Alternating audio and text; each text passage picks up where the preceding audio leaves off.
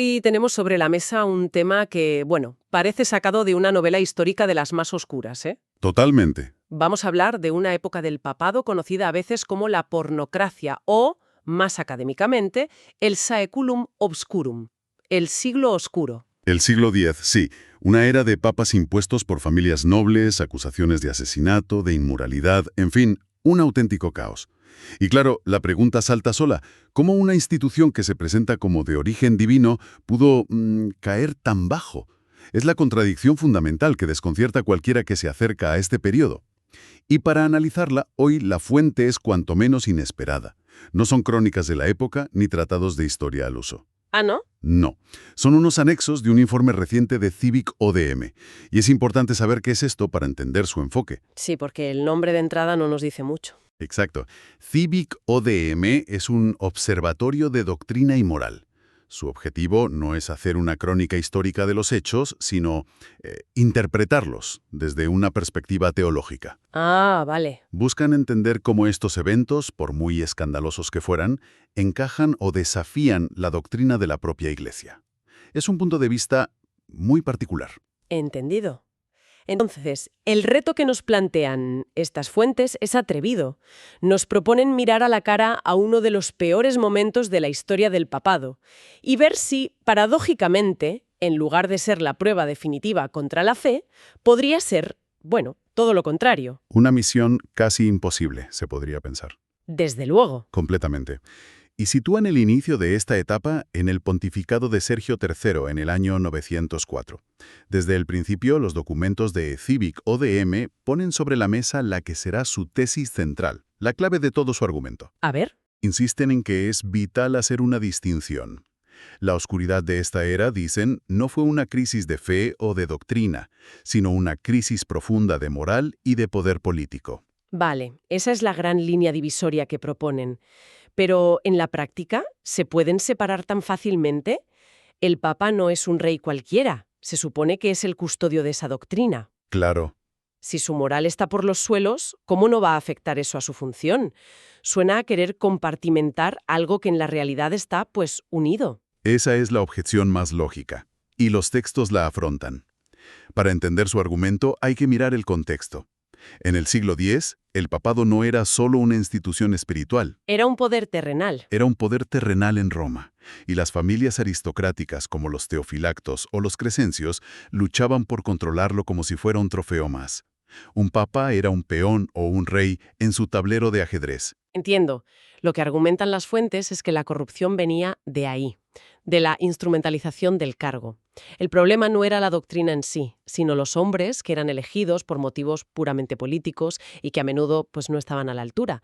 Se centran en la fragilidad humana, llevada al extremo. Pero, ¿dónde está la prueba de que la doctrina se mantuvo a salvo? Aquí viene el contrapunto que para ellos es decisivo. A pesar de todo el tumulto, de las conspiraciones y de la, digamos, dudosa moralidad de algunos pontífices, las fuentes subrayan que el depósito de la fe permaneció intacto. El núcleo duro. Eso es, no se proclamó ninguna herejía desde la cátedra de Pedro, no se negaron dogmas. La vida sacramental de la Iglesia, para el creyente de a pie, continuó. La estructura doctrinal, la constitución de la Iglesia, por así decirlo, no se alteró. Lo que falló fue la coherencia de algunos de sus administradores. Exacto. No el sistema que administraban. Pongámosle cara a esto con el ejemplo que usan. Sergio III, un personaje que, según los cronistas de la época, no sale muy bien parado, ¿eh? No, desde luego. Se le acusa de todo. Desde tener un hijo con la hija de uno de sus patrocinadores políticos hasta de asesinar a sus predecesores. Vaya tela. Si este es el hombre que inaugura la era, el argumento se pone a prueba desde el minuto 1. Sin duda, es el caso más difícil. Y por eso lo eligen. Los documentos no intentan blanquear su figura, ¿eh? Reconocen la controversia, pero lo que analizan no son sus pecados personales, sino sus actos oficiales como papa. Sus actos magisteriales, como los llaman. Eso es. Y su conclusión es rotunda. No existe ni un solo acto de Sergio III que contradiga o altere la fe católica. De hecho, argumentan que hizo lo contrario. Y para ello se fijan en una de sus decisiones más importantes, su postura sobre el Papa Formoso. Aquí entramos en uno de los episodios más extraños y, bueno, macabros de la historia. El famoso Sínodo del Cadáver. Suena a película de terror, pero fue un juicio real. Poco antes de Sergio III, el Papa Esteban VI, que era enemigo acérrimo de su predecesor Formoso, lo hizo desenterrar.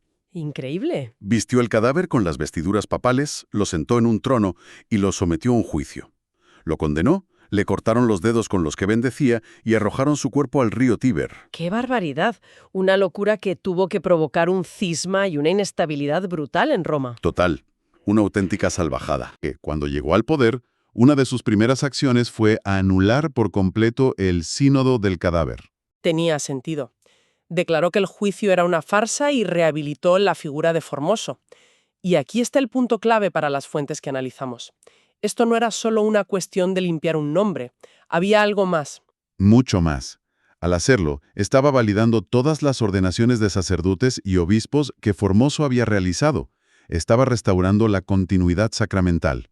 Vale, entiendo el razonamiento. Su acción, más allá de sus motivaciones personales, que las tendría, tuvo el efecto de estabilizar la doctrina y la práctica de la Iglesia. Exacto. Pero un historiador secular podría decir, bueno, que esto fue simplemente una jugada de poder. Sergio III estaba en el bando contrario al de Esteban VI, así que anular su sínodo le convenía políticamente, para consolidar a su propia facción, ¿no? Claro, esa es la tensión constante. ¿Cómo distinguen las fuentes si fue una defensa de la fe o una simple carambola política? Los textos no niegan las motivaciones políticas. Lo que proponen es una lectura teológica de los resultados. Y para ello recurren a la promesa que, según el Evangelio de Lucas, Cristo le hace a Pedro. Yo he rogado por ti para que tu fe no desfallezca. Ajá. La interpretación que ofrecen es que esta promesa no es una garantía de la impecabilidad moral del Papa, no le hace inmune al pecado. Claro, eso es evidente en este caso. Es una garantía de que a través de su ministerio, la fe apostólica de la Iglesia no se va a quebrar. En el Saculum Obscurum la coherencia moral de los hombres desfallece estrepitosamente, pero la fe de la institución, según este argumento, no. Esto nos lleva directamente a la gran paradoja que exponen. Si una institución con líderes tan manifiestamente corruptos no solo sobrevive, sino que no se desintegra doctrinalmente, la conclusión que sacan es sorprendente. Es aquí de donde le dan la vuelta a la tortilla por completo, invierten el argumento. A ver, ¿cómo? Proponen que el Saculum Obscurum, en lugar de ser una vergüenza que hay que esconder, se convierte en un argumento apologético, o sea, en una defensa de la naturaleza divina de la Iglesia. Espera un momento, porque esa lógica suena a un círculo perfecto, ¿no? Si la Iglesia es fuerte y virtuosa, es prueba de su origen divino. Y si está corrupta pero sobrevive, también es prueba de su origen divino. Ya veo por dónde vas. Parece un argumento diseñado para no poder perder nunca. ¿No es una forma de justificar lo injustificable? Es una objeción muy potente. Y la clave para entender la respuesta de los textos está en la comparación. No lo plantean como una prueba lógica irrefutable, sino como una anomalía histórica. De acuerdo. Su argumento es: comparemos la Iglesia con cualquier otra institución puramente humana, un imperio, un reino, una dinastía. Si durante casi un siglo sus líderes son débiles, se asesinan entre ellos y están controlados por facciones externas, ¿qué ocurre? Colapsa, se fragmenta o cambia sus leyes fundamentales para adaptarse al poder de turno. Se habría desintegrado o transformado en otra cosa completamente diferente. Exactamente. Lo que las fuentes consideran, digamos, milagroso, no es solo que el papado sobreviviera, es que saliera de ese siglo oscuro con la misma doctrina con la que entró. Ningún papa de esa época, por muy corrupto que fuera, se atrevió a decir, vamos a cambiar este dogma porque a la familia Teofilacto le conviene. La estructura se mantuvo firme. Ya. Para estos textos, esa resiliencia no se puede explicar solo por la inercia o la política.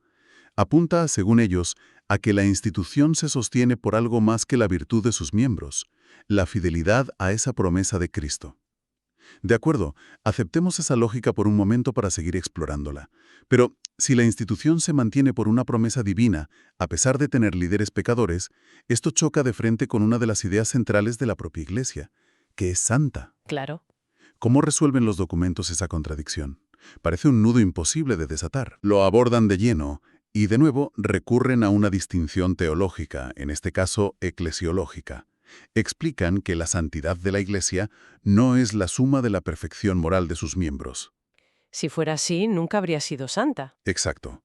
Según esta doctrina, su santidad brota de su origen, Cristo, que es su cabeza, y de su misión, que es la salvación. Los miembros, incluido el Papa, siguen siendo humanos y, bueno, pecadores. Usan una analogía en los textos que me pareció muy gráfica. Describen el pecado de sus miembros como una herida en el cuerpo de la Iglesia. Correcto. Una herida es algo real, que duele, que desfigura y que necesita ser sanada. Pero una herida no es la identidad de la persona. Entiendo. La identidad de la Iglesia, desde esta perspectiva teológica, sigue siendo la de ser el cuerpo de Cristo, una identidad santa. El pecado es una traición a esa identidad, pero no la anula. La tensión entre la santidad de su origen y el pecado de sus miembros es para ellos el drama real de la historia de la Iglesia. Y esto conecta con el último punto que tratan, que es la memoria histórica. Lejos de borrar estos episodios vergonzosos de sus archivos, la Iglesia los conserva. Cualquiera puede leer sobre Sergio III o el Sínodo del Cadáver. Sí, no los ocultan. Esto parece contraproducente si quieres proyectar una imagen de autoridad moral, ¿no? Pero encaja perfectamente en su argumento. Esto plantea una cuestión importante sobre la autoconciencia de una institución. Según las fuentes, esta memoria crítica no es un signo de debilidad, Sino de verdad. de verdad y de confianza. Argumentan que solo una institución que se siente sostenida por algo más grande que ella misma puede permitirse, digamos, el lujo de recordar sus noches más oscuras sin miedo a que esa oscuridad la destruya. Es una forma de decir, esto también forma parte de lo que somos. Esta tensión entre la gracia y el pecado es nuestra historia real, no una idealizada. No necesitan crear un mito de perfección, porque su legitimidad, según ellos, no descansa en la impecabilidad de sus líderes. Exacto. La memoria del Saeculum Obscurum se convierte en un recordatorio perpetuo de esa tensión. No se borra, y paradójicamente, al no borrarla, se convierte en parte de esa defensa. Demuestra que su fundamento es otro. Haciendo recapitulación, el viaje que proponen estas fuentes de Cívico DM es fascinante. Empezamos en el fango de la política romana del siglo X, con papas que eran marionetas o tiranos. Sí, y terminamos con un argumento teológico tremendamente sofisticado sobre la naturaleza de la fe y las instituciones. La clave es esa distinción constante. La crisis fue de coherencia moral y política, no de fe. La conclusión final de los textos es que esta época tan oscura obliga a quien la mira desde la fe a purificar su mirada, a dejar de buscar una iglesia idealizada de líderes perfectos para reconocer una iglesia real. Una iglesia sostenida, según su propia creencia, por la gracia en medio de una fragilidad humana muy evidente. Eso es. Y cierran el círculo con una cita que lo resume todo. Afirman que la verdadera crisis para la Iglesia no es ni nunca ha sido la existencia del pecado en su seno, algo que Cristo mismo predijo. La verdadera crisis sería perder la fe en la promesa que da sentido a toda su existencia. Y citan las últimas palabras de Cristo en el Evangelio de Mateo: «Yo estaré con vosotros todos los días hasta el fin del mundo».